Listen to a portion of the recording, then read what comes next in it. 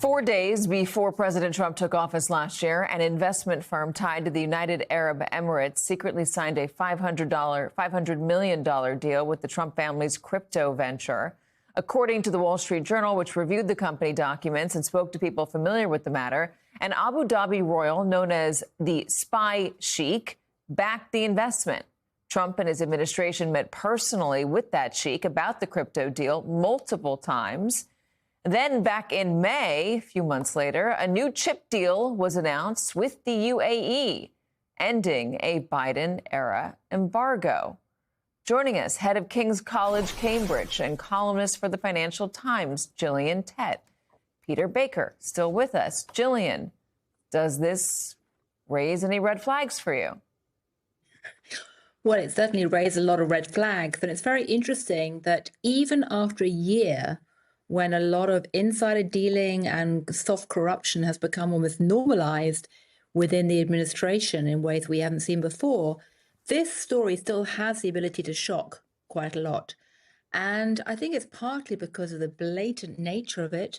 It's partly because it underscores a degree to which the American administration is increasingly acting like Gulf states, not the other way around.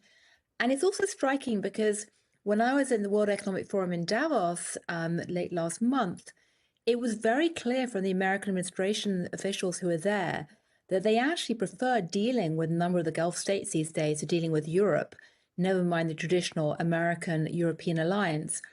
And one of them actually said to me, we find it much easier to talk to the Gulf states because they're more rational and they can make quick decisions and we can get business done quickly. And so there's a bigger pivot going on right now in the Trump administration towards the Gulf states. And you're seeing that through things like the licensing of chips. Is it also because the Gulf states are happy to line your pockets? I mean, to pay for things that enrich the Gulf states, you personally?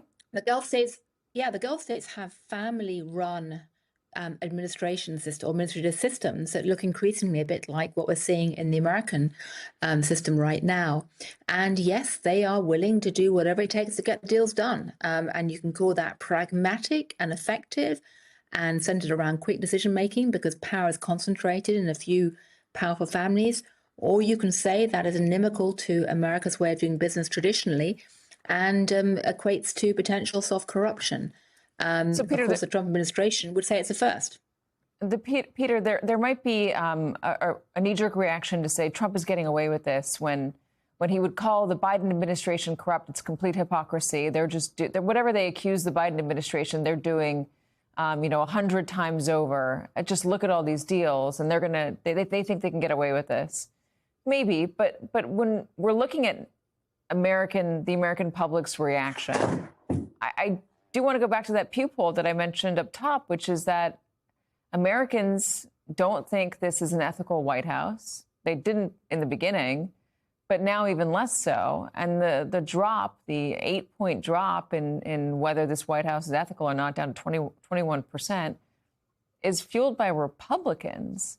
So yeah. I guess the question, Peter, is if this was known when Donald Trump took office that he wasn't ethical, but it's now down to an abysmally low number. Electorally, does this start to matter?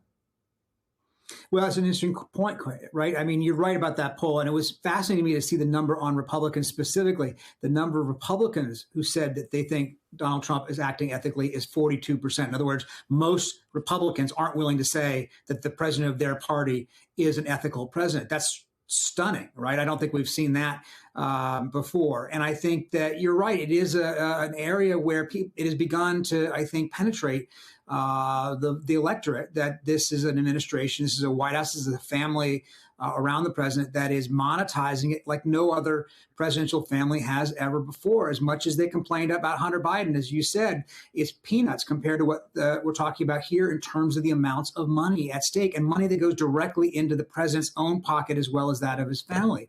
And I think that we just never see anything like it. And what Trump has said is, well, I had all these guardrails in the first term and nobody ever gave me credit for it. So therefore, I'm not going to bother with guardrails this time. And he's challenging the system to say, OK, I'm going to do this. And it's up to you to decide whether or not you're going to do anything about it. And that's going to be the question. Do voters react to this in a way that they say this is not acceptable or not?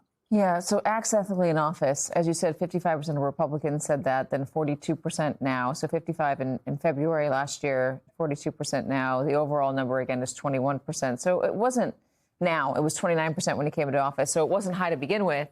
The family's getting much richer, much, much, much richer, at least on paper, Peter. Do you have an idea of how they're going to use that money going forward? Donald Trump might not be running for re-election. I guess not. Constitutionally speaking, he can't in 28. But do they plan on continuing to be a force in politics? Oh, I think so. Yeah, absolutely. And this is just money we're talking about to their personal accounts. They have raised, on top of this, hundreds and hundreds of millions of dollars for their political entities, right?